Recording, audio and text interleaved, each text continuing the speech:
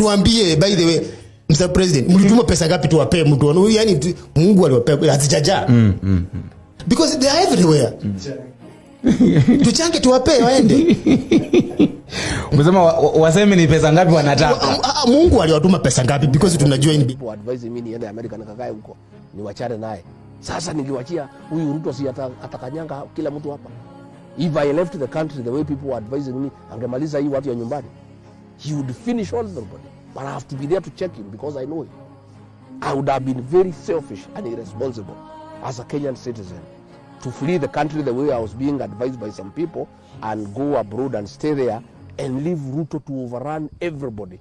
William Ruto need a man to check him, and I'm there to help other leaders to check him, because if we don't, he'll finish this country. Atamaliza inchi kabisa. So I have a civic duty as a citizen of this country to help the people of Kenya to check William Ruto, because he has swallowed the opposition, he has compromised parliament, he has captured the state, he is doing every business in this country, he is all over.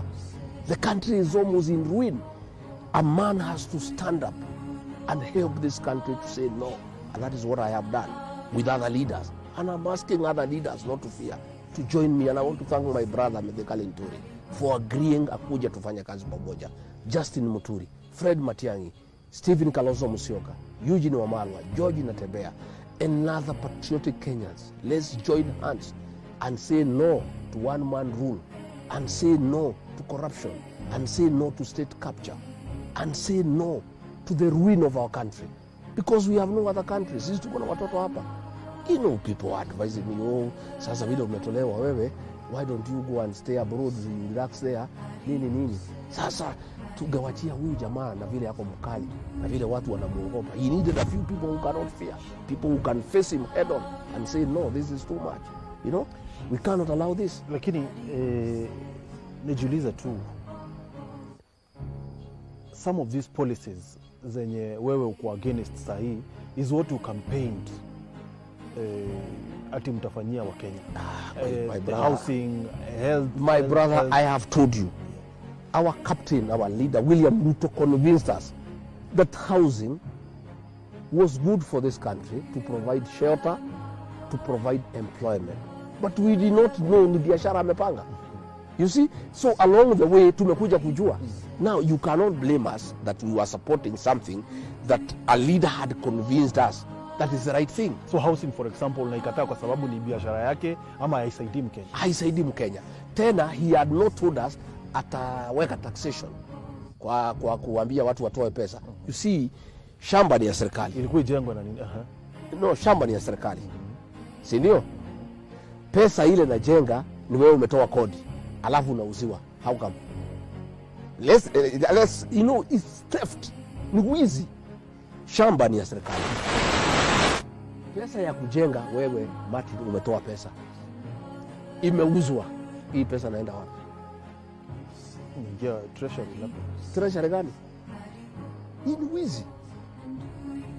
Na hiyo ndio mimi nilikuja kujua. You know, this man came with a Bible. Alituongelesha na Biblia bana. Anatuongelesha karibu analia. Oh, we'll fix this country. Oh, we need to build houses. Oh, kumbe ni biashara na wizi. So hii maneno ndio mimi nimekuja kujua nikiwa pale. Wote tumejua, lakini hakuna mwanaume pale isipokuwa mimi naongea na Justin Muturi. Wengine wote waliwaoga. You know? So all those things tulikuwa tunapigia debe. Alituambia tutaweka watu pesa kwa mfuko. Alisema bottom up. Tutoke bottom, twende up. Mpaka sisi tunafanya namna hii. He was so convincing, my friend. Sasa alisema ataweka watu pesa kwa mfuko. Ile kidogo ilikuwa kwa mfuko amekuja ametoa. Ndio hiyo ameweka mambo ya usi. Ndio hiyo ameweka mambo ya shaa. Sasa wewe ulitaka mimi sasa nikae tu pale kama mjinga nikuwe yesa ati nisemekane mimi ni mwaminifu kwa rais, nikubali wa Kenya waendelee kuibiwa na kuumizwa na mimi nimenyamaza? I would be a very very terrible person in this country if I had allowed myself to be a yesa person, to allow the president to win this country and to finish us and to run down the economy of the country. Again, Mheshimiwa Gachagua, I will ask, hii makorofishano yote ambayo mlileta kwa Wakenya, mbona hamkuyatatua kwenye cabinet ambapo mlikuwa mnafanya policies hizi zote? Nimekueleza the cabinet is a one man show. Ni mimi peke yake nilikuwa naongea mpaka ikafika pahali nikafukuzwa, because sasa unajua ilibidi nipige karibu kila kitu. Sasa nikaonekana ama nuisance. The rest wamekaa ni yesa. Hakuna mtu anaweza ongea mambo ya Gen Z kuuawa. I say no, how do we kill children? Watu wengine wote wanaangalia chini, hakuna mtu anaweza ongea. Cabinet ya William Ruto is a one man show. Hakuna mtu anaongea. I was the only man speaking until he got so irritated that I'm opposing almost everything, because ilifika pahali he is against the people of Kenya. Ameumiza wa Kenya zaidi.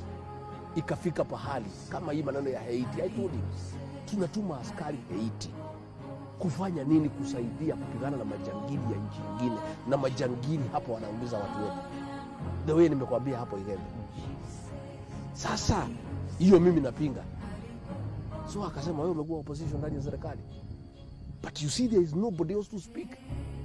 So why would you speak against yale mambo ambayo mnafaa kufanyia watu, na nyinyi na wewe pia uko kwa serikali? Sasa nakuuliza, hiyo ya Haiti ya kutuma watu wakasaidie majangili, is it the right thing? You were supposed to support the president. How do I support what is wrong? I'm not a fool, I'm not a robot. I was elected. You know that is the difference between me and huyu Yesa. You see, yeye amepewa kazi, so akiambiwa hii Yesa, akiambiwa hii Yesa. Mimi, I was elected by the people. My loyalty is not to the president but to the people who elected me. Mimi ni mtu nilipigiwa kura, so mimi lazima nikiona ile mtu alinipigia kura anafinywa, nasema hapana. Lakini mtu ya kuandikwa, ya kupewa shika hii kazi, lazima akubaliane na ile amempatia kazi. Mimi mtu hakunipatia kazi, mimi nilipatiwa na Wakenya. So mimi niliamua kurudi kwa pande ya Wakenya wale walinipatia kazi. Ndio William Ruto akaona haiwezekani, akatoa pesa, akanifukuza. Sasa he is having it all the way to the bank. Ameenda China na kwa malori, hakuna mtu ya kuuliza. Akitaka kuchukua pesa ya nchi, kuja honge watu hapa Mount Kenya, hakuna mtu ya kuuliza. Akitaka kujenga ma state houses na ma state lodges, hakuna mtu ya kuuliza. There is nobody to speak for the people of Kenya, because the constitution has been subverted. The constitution said a deputy president is elected, so that at least in cabinet there is one person who can say no, because all the others amewapatia kazi. But the framers of the 2010 constitution were very clever people. At least they needed somebody who has the mandate of the people, who can stand in cabinet and say no to the excesses of an autocratic president. But you see now that he has... Hiyo ni kazi ya minority side. No, in cabinet. Yeah. You know, even in cabinet, the framers of the constitution wanted a deputy president who is elected directly by the people, who can tell the president, hey boss, this is not right. But you see, the president has subverted that constitution using money and kora ya bunge, so that ametoa mtu elected, watu yote pale watu yake amewapatia kazi. Is parliament under capture? It's under capture, total capture, 100%. Unaweza sema remedy ni nini?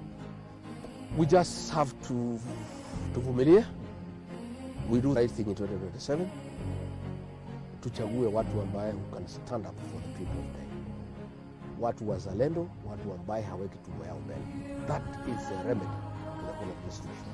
Again, we have to elect a president who means well for this country and who puts national interest above personal and commercial interest. Is that you? It could be me or somebody else. I am not saying I'm the solution to the problems of Kenya. I can play a part. If the people of Kenya decide that I should, I will. If they decide somebody else should, I'll support. I'm that selfless. I'm that patriotic. I'm not a selfish person. Mimi ni mzalendo wa Kenya. And I have sacrificed a lot. And I agree to be the sacrificial lamb for the benefit of the people of Kenya, so that this country is not destroyed completely. I must be a voice of reason, and I'll continue to speak for the people of Kenya. Yeah. So now, as you conclude, Mheshimiwa, Mkenya anajiuliza, so this, as you go kuchagua yule mwenye atakuwa now presidential candidate, what will be looking at kwa hiyo? Well, first and foremost, is a nationalist and somebody who is selfless, na mtu ambaye ataweka nchi mbele yake mwenyewe. Na that is what we will be looking at. But mostly we will listen to the people of Kenya. You know, at the end of it all, my brother, Hii maneno yote ya uongozi ni ya Wakenya, na ndio mimi ni mtu ya kusikiza ground, and that is what President was saying. I am intimidating members of parliament by asking them to listen to the ground and to listen to what the people are saying. People of Kenya ni watu werevu,